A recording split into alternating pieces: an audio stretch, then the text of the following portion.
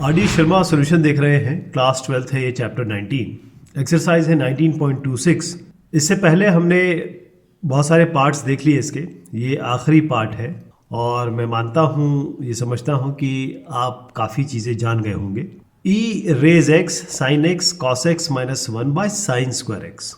अब अभी हमें कहीं ना कहीं ये ध्यान में रखना है, या हमारे बैक ऑफ द माइंड में ये ज़रूर होगा कि हम किसी तरीके से इस फॉर्मूला या इस रिलेशन के साथ इसे मैच करा सकें। जैसे ही हम इसका डिफरेंशिएशन एफ एक्स का देखेंगे कि भाई एफ डैश एक्स आ जाता है और ई एक्स इसके सामने लगा है और इंटीग्रेशन इसका करना है, तो हमें कुछ सोचने की ज़रूरत नहीं है क्योंकि हम इसका प्रूफ कर चुके हैं।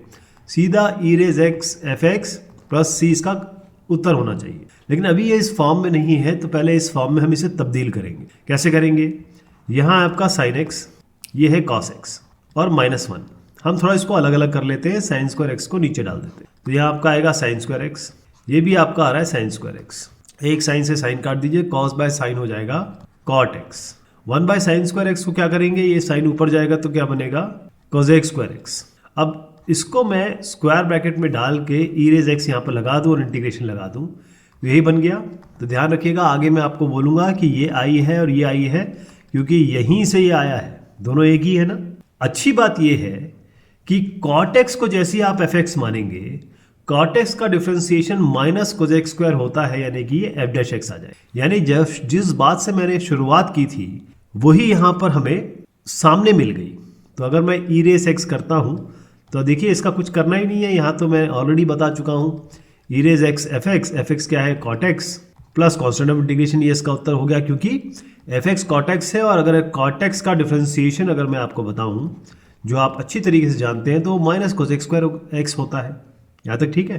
तो ये तो इसका सोल्यूशन हमने कर दिया। अगर थोड़ा सा ज़्यादा एक्सप्लेनेशन चाहिए, ज़्यादा मार्क्स का क्वेश्चन है, तब थोड़ा सा एक स्टेप और लेना पड़ेगा। वैसे मैं बता दूं आपको कि यहाँ इस क्वेश्चन का उत्तर आ चुका है। जो लोग आगे बढ़ना चाहें वो बढ़ सकते हैं, लेकिन अगर एक्सप्लेनेशन ज़्यादा चाहिए, इसका प्रूफ चाहिए, तब हम क्या करेंगे, जब हम इस स्टेप पे आ गए, ये स्टेप को बहुत ध्यान से देखिए। हमें दिख गया ये एफ एक्स है, ये इरेज एक्स है, तो सीधा यहाँ पर हम ई रेज एक्स एफ एक्स को ही टी मान लेते हैं। यानी ई रेज एक्स इस क्वेश्चन के केस में एफ एक्स है कॉट एक्स, इसको हम टी मान लेते हैं। ठीक है साहब? अब डिफरेंशिएशन कर देते हैं दोनों साइड को।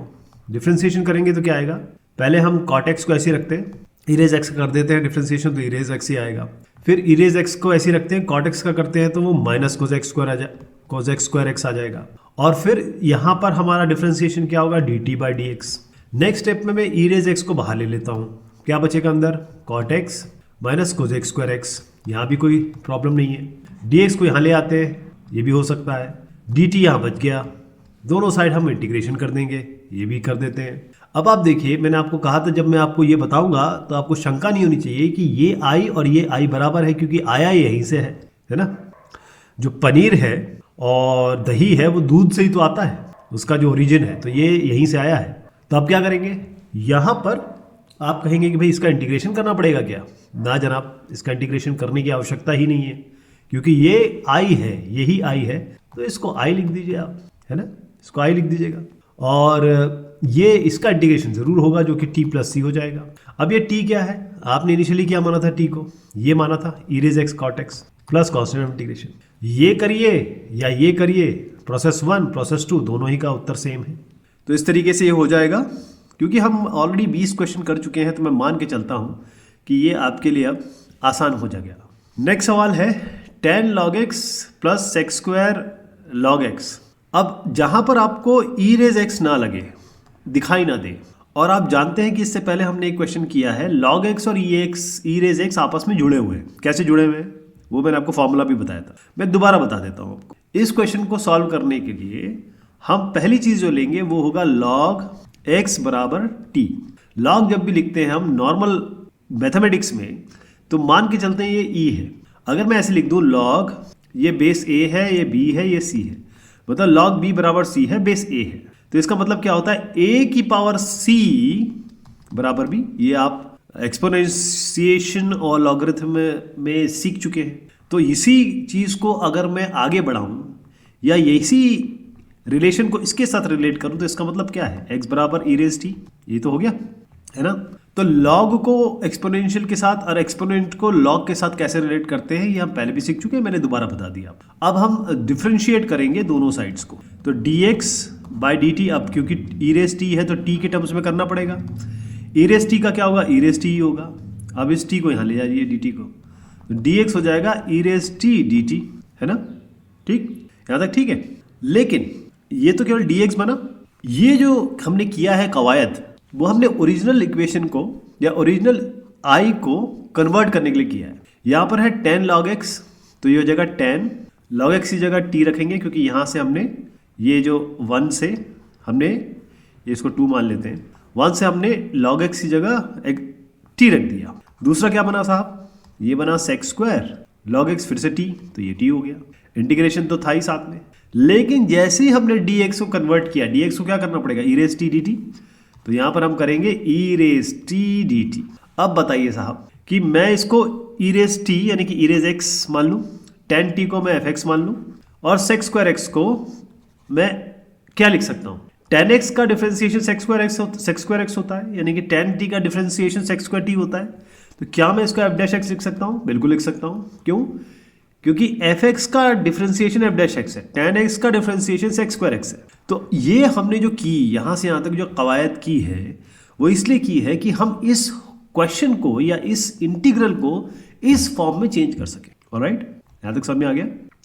जैसे हमने ये कर दिया, इसका उत्तर हम क्या लिख सकते हैं, e raise x fx plus constant of integration, ये इसका डायरेक्ट रिजल्ट होता है। अभी पिछले 21 क्वेश्चन में हम देखते चले आए हैं। लेकिन अभी ये तो t है, तो e की पावर t और एफ टी प्लस सी कर लेते हैं, क्योंकि ये तो मैंने फॉर्मूला बताया आपको, लेकिन ये तो अभी t के टर्म्स में है। तो e raise t f t क्या है, tan t, क्योंकि इसी को मैंने कहा था कि fx माना है, तो यहाँ पर लिख देते हैं tan t plus constant of integration. लेकिन t क्या है, अब यहाँ से देखिए t क्या है, log x, तो e की पावर t क्या हो जाएगा, उसके लिए आप ये 2 नंबर देखिए, e की पावर t x है, तो यहाँ इसकी जगह हम x लिखेंगे, tan t क्या है, log x। बार बार ई बेस लिखने की जरूरत नहीं है आपको, क्योंकि ये सर्वविदित है कि लॉग जहां लिखेंगे आप वो बेस ई ही है। तो tan t यानी log x tan के अंदर है, ये ध्यान रखिएगा, प्लस कांस्टेंट ऑफ इंटीग्रेशन। वैसे इसको भी राउंड ब्रैकेट ही कर दी। ये इसका उत्तर हो गया, समझ गया आप कैसे होगा। तो ये कैसे बनेगा, क्योंकि e रेज x है नहीं, तो इस तरीके के क्वेश्चन भी आप, क्योंकि कब किसी के दिमाग में कैसे आएगा कि भाई e रेज x तो दिख नहीं रहा मुझे, मैं इसको नॉर्मल इंटीग्रेशन के हिसाब से करना शुरू करूंगा और वहीं मैं अटक जाऊंगा। लेकिन जैसे हम ये एक्सरसाइज कर लेंगे, 1-2 क्वेश्चन कर लेंगे, जब ये क्वेश्चन हमारे समक्ष आएगा तो हमारा दिमाग दौड़ने लगेगा, हमारे न्यूरल नेटवर्क में वो उस न्यूरॉन पे जाएगा जिसने ये ऑलरेडी कैच कर रखा है कि भाई इसको e रेज x के फॉर्म में लेके आओ। तो ऐसे हो जाएगा ये e raise x x minus 4 divided by x minus 2 का होल क्यूब dx। अब जो फॉर्मूला है वो तो मैं बार बार लिखता हूँ, आपको रट ही गया होगा। इसका मतलब ये है कि भाई अभी हमें इसको कन्वर्ट करना पड़ेगा किस फॉर्म में, कहीं ना कहीं हम fx लाना चाहेंगे, कहीं ना कहीं हम इसके साथ f डैश x को जोड़ना चाहेंगे, और e रेज x हमको यहाँ से डायरेक्ट मिल ही रहा है। तो ये fx और f डैश x की हमें अभी दरकार है, अभी हमें आवश्यकता है। तो ये x माइनस 4 है, इसको ऐसे लिख देते हैं। x माइनस 2 नीचे दिख रहा है, तो माइनस 4 को कैसे लिख सकते हैं हम, माइनस 2 और माइनस 2 क्या होता है, माइनस 4 होता है। तो हमने क्या किया, इसको माइनस 2 इसलिए लिख दिया क्योंकि नीचे ये है x माइनस। अब जैसे दिवाली होती है तो सबके सब कुर्ता पजामा पहनते हैं ना, है नहीं, एक दूसरे के जैसे लगने के लिए। तो ये x माइनस 2 और x माइनस 2 को एक दूसरा लगाने के लिए, एक जैसे दिखने के लिए मैंने बस माइनस टू कर दिया। तो x माइनस 2 होल क्यूब कर दीजिए इसको। अब इसको कैसे करेंगे, अलग अलग कर देते हैं। x माइनस 2 एक ले लेते हैं और माइनस 2 अलग ले लेते हैं। x माइनस 2 होल क्यूब है ये, और यहाँ x माइनस 2 होल क्यूब है। ये एक से कैंसिल कर दीजिए, तो आ गया 1 बाय x माइनस 2 का होल स्क्वायर, ये आपका माइनस 2 बाय x माइनस 2 का होल क्यूब। तो इस fx को, इसको हम fx माने तो क्या बनेगा, 1 बाय x माइनस 2 का होल स्क्वायर। इसका जैसे डिफ्रेंसिएशन होगा, पहले तो इसको आप ऊपर ले जाइए, x माइनस 2 की पावर माइनस 2 कर दीजिए, तो क्या बनेगा माइनस 2, x माइनस 2 की पावर माइनस 2 माइनस 1 यानी कि माइनस 3 कर देते हैं, यानी ये बना माइनस 2। अब x माइनस 2 का भी डिफ्रेंसिएशन होगा जो कि आपका 1 आएगा, x माइनस 2 का भी होगा इसके बाद, लेकिन वो 1 आ जाएगा, इसलिए हम इसको लिख नहीं रहे। अब इसको नीचे कर देते हैं, तो x माइनस 2 की पावर 3 आ गया। ये जो आया है f डैश x, यानी ये अगर fx है तो ये f डैश x है। अगर इसको मैं साथ में माइनस लिख देता हूँ, जो कि मैं प्लस लिखूंगा क्योंकि ये पूरा का पूरा यहाँ से माइनस के साथ f डैश x है। इसके आगे a की पावर x जोड़ देते हैं, जो यहाँ आप देख रहे हैं, इसको मैं ब्रैकेट में बंद कर देता हूँ और इंटीग्रेशन लगा देता हूँ। तो इसका डायरेक्ट रिजल्ट क्या होता है? इसका डायरेक्ट रिजल्ट क्या है? E raise x F X plus constant of integration. E raise x F x क्या है? 1/x-2 का whole square plus constant of integration. यही इसका रिजल्ट हो गया, यही इसका आंसर है। थोड़ा सा अगर एक स्टेप और आगे बढ़ाना चाहेंगे आप, या थोड़ा सा एक्सप्लेनेशन ज़्यादा देना चाहेंगे आप, तब क्या करेंगे? यहाँ तक तो हम पहुँच गए, यहाँ पे ही मैं e की पावर x लगा देता हूँ इस क्वेश्चन का, और ये ex। तो आप देखिए यहाँ से ही तो ये आया है, मैंने कोई परिवर्तन तो किया नहीं, जैसे अलग अलग किया है इनको। तो यहाँ इस स्टेप के बाद ये सब नहीं करेंगे आप, ये सब नहीं करेंगे अगर ज़्यादा एक्सप्लेनेशन देना होगा। तो इस स्टेप के बाद क्या होगा? यहाँ तक वैसे क्वेश्चन का आंसर आ चुका है, आप चाहें तो पलट सकते हैं, नेक्स्ट क्वेश्चन पे जा सकते हैं। जहाँ एक्सप्लेनेशन की ज़्यादा ज़रूरत होगी वहाँ बता रहा हूँ। यहाँ से यहाँ तक ले आए, फिर कहे कि भाई ई रेज एक्स एफ एक्स को हम टी मानेंगे। तो ई रेज एक्स एफ एक्स क्या है इस केस में? x-2 का होल स्क्वायर, इसको हम टी मान लेते हैं। दोनों साइड डिफ्रेंसिएशन करेंगे। अब नेक्स्ट स्टेप हम क्या कर रहे हैं? डिफ्रेंसिएशन कर रहे हैं दोनों साइड। तो पहले हम ई रेज एक्स का डिफ्रेंसिएशन करते हैं, वो वही आ जाएगा, x-2 को होल स्क्वायर पे यही रहने दीजिए। अब हम ई रेज एक्स, अब 1/x-2 का होल स्क्वायर का करते हैं, जो हम ऑलरेडी मैं करके दिखा चुका हूँ, वो आप डायरेक्ट लिख देते हैं -2/x-2 का होल क्यूब और ई रेज एक्स। दाएं हाथ पे क्या हो जाएगा? dt/dx। अब थोड़ा सा इसको रीअरेंज कर देते हैं, e की पावर x को बाहर ले लेते हैं, 1/x-2 का होल स्क्वायर -2/x-3 का होल क्यूब, dx को इधर ले जाएंगे, dt यही रहेगा।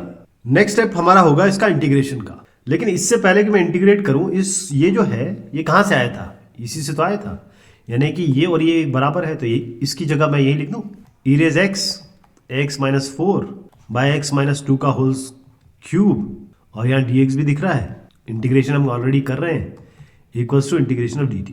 अब मुझे ये बताएं कि ये क्या है? इसको हम i कह दें, ये भी i ही है, ये i तो हो गया।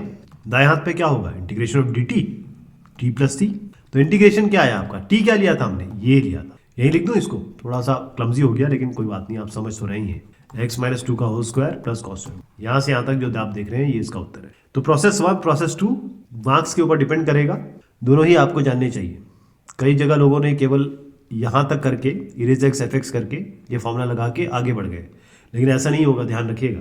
सब सारा लॉजिक सारी तरीके से करना आपको आना चाहिए। तो मैं आपको इसका रेफरेंस ज़रूर दिखा दूं, जो अपने आप करना चाहते हैं या आगे चल के रेफर करना चाहते हैं, तो वो इस तरीके से करेंगे। अगला सवाल है E raise 2x 1-2x/1 cos 2x। अब किसी तरीके से पहले तो आप इस ई रेज 2x को ई रेज x बनाइए, जब ये बनेगा तब आगे काम बन पाएगा।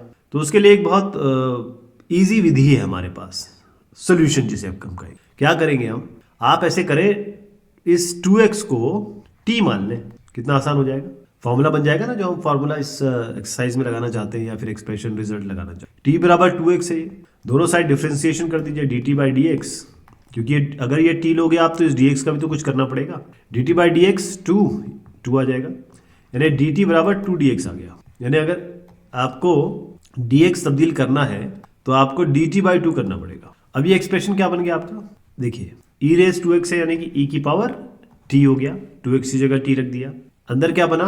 1 माइनस साइन 2x की जगह t रख दीजिए, और 1 माइनस ये हो गया cos 2x की जगह t रख दीजिए, और dx की जगह क्या रखना आपको? dt, और ये 2 भी है तो हाफ कर दीजिए इसको। यहाँ तक ठीक है? अब 1 minus sine t 1 minus cos t, इसको फॉर्मूला लगा के कर देते हैं। ये तो हमारे पास फॉर्मूले प्री मेड, वेल मेड और वेल इन आवर ब्रेन है। 1 माइनस साइन टी, तो इसको हम क्या करते हैं? 1 माइनस साइन टी को जो लिख सकते हैं 2 साइन t/2 और कॉस t/2। नीचे क्या आ रहा है आपका? 1 माइनस कॉस टी है, इसको आप लिख सकते हो 2 साइन स्क्वायर t/2। इनको अलग कर दीजिए, यानी एक बार इसको लिखिए 1/2 साइन स्क्वायर t/2, एक बार इसको लिखिए, यानी दूसरा जो पार्ट होगा वो होगा 2 साइन t/2 cos t/2, नीचे आपका 2 साइन स्क्वायर t/2। अच्छा, 1/2 साइन स्क्वायर t/2 है ना, तो इससे क्या होगा? 1/2 तो रहेगा ही आपका। अच्छा, इसको ऐसे लिख देते हैं 1/2 साइन स्क्वायर t/2 को ऊपर ले जा लीजिए, ये क्या बनेगा? cosec square t/2। एक ये 2 आ गया है, ध्यान रखिए ना, ये हो गया 2 sine t cos sine t/2 cos t/2, नीचे 2 साइन स्क्वायर t/2। तो ये 2 को कैंसिल मत करिए, अभी इस t को कैंसिल नहीं करेंगे, ऐसे रखिए इसको, वरना क्या होगा? पहली चीज़ हमारे दिमाग में क्या आती है? पहले तो यार जो एक जैसे काट दो उसको, ऐसे हर जगह नहीं होता, कभी कभी इसको रखना पड़ता है।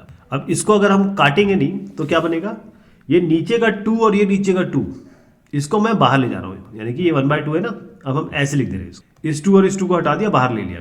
अभी ये 1/2 अभी भी विद्यमान है ना, ये भी विद्यमान है, ध्यान रखिएगा। साइन एक एक काट दीजिए, cos t ऊपर आ गया और ये एक sin t से sin t कर गया, अब cos t by sin t बचा, यानी ये हो गया cot t/2, लेकिन 2 भी है इसमें। ओके, इससे क्या मिला आपको, अब देखिए कि 1/2 यहाँ आया, 1/2 यहाँ था, तो मैं इसको 1/4 कर देता हूँ। थोड़ा सा यहाँ पर थोड़ा सा सबको दिमाग लगाना होगा कि मैं इंटीग्रेशन साइन लगा रहा हूँ, यहाँ पर e की पावर t भी है, यानी e की पावर t मैंने यहाँ रखा, 1/2 ऑलरेडी था, 1/2 यहाँ से लिया तो 1/4 हो गया। अब cosec square t/2 minus 2 cot t/2, अगर आप 2 cos t/2 को fx माने, अगर आप 2 cot t/2 को fx माने, तो f डैश x क्या होगा, देखिए ये पूरे का पूरा आप ले रहे हैं ना, इस -2 cot t/2 को आप fx मान रहे हैं, तो cot का क्या होता है, -2 तो ऐसे रख दीजिए, cot t/2 का क्या होता है माइनस cosec स्क्वायर t/2, फिर t/2 का भी होगा तो हाफ आएगा, तो ये माइनस से माइनस गया, इस 2 से 2 गया, तो क्या आ गया cosec स्क्वायर t/2, ये f डैश x आ गया। यानी अगर ये fx है और ये f डैश x बन गया फिर आपका, ठीक है जी, 1/4 बाहर है, e की पावर t ऑलरेडी है, तो जब ये फॉर्मूला बन गया, यानी कि ये हो गया f dash x plus fx और e रेज x और इसका इंटीग्रेशन, तो इसका डायरेक्ट रिजल्ट क्या है, e raise x fx plus constant of integration, और fx हमने क्या माना था -2, e रेज x यहाँ पर तो t के टर्म्स में, तो e रेज t और fx माना आपने -2 cot t/2 plus constant of integration. अब t क्या है जनाब, 2x है, तो वही रख देते हैं -2 e to the power 2x, ये हो गया आपका cot t/2, t है आपका 2x, उसका डिवाइडेड बाय 2x ही आएगा, तो cot x हो गया ये, और प्लस कॉन्स्टेंट ऑफ इंटीग्रेशन, यही आपका उत्तर होना था, लेकिन 1/4 भी तो है, तो 1/4 लगा दीजिए, ये तो बाहर है ना, इसलिए मैंने कहा था थोड़ा सा ध्यान रखिएगा, ये थोड़ा सा क्लमजी हो गया है, लेकिन दिमाग में बैठा लीजिएगा। तो इसको ये कैंसिल कर दीजिए, ये आएगा -12, ये होगा e की पावर 2x, ये cot x प्लस कॉन्स्टेंट, तो ये इसमें ट्रिग्नोमेट्री भी लगा दी हमने। और एक चीज़ इसमें ध्यान रखनी है कि ये 2 को कैंसिल नहीं करना है, यही कैंसिल कर दिया आपने तो फिर अटक जाएंगे, अरे यार ये तो काट दिया, तो आप कैसे बनाएं इसको, ये 2 रखेंगे तभी 2 cot t/2 नेगेटिव में ये आपको cosec स्क्वायर t/2 देगा, तभी आप इसको fx कहेंगे, ये f डैश x आएगा, तभी ये फॉर्मूला लगा सकते हैं, और फिर जो आपने t = 2x लिया था वो कन्वर्ट कर देंगे, ये इसका उत्तर हो गया। अब साफ सुथरा तरीके से इसको देख लीजिएगा, तो ये आपका तरीका है। दूसरा तरीका भी इसमें आई वाला मैंने बताया है इस तरीके का, तो आप इसको ले सकते हैं, और ये अच्छा सवाल है, ये बढ़िया सवाल है। तो 19.26 खत्म होती है दोस्त, मिलते हैं फिर अगले एक्सरसाइज में, तब तक के लिए धन्यवाद, शुक्रिया।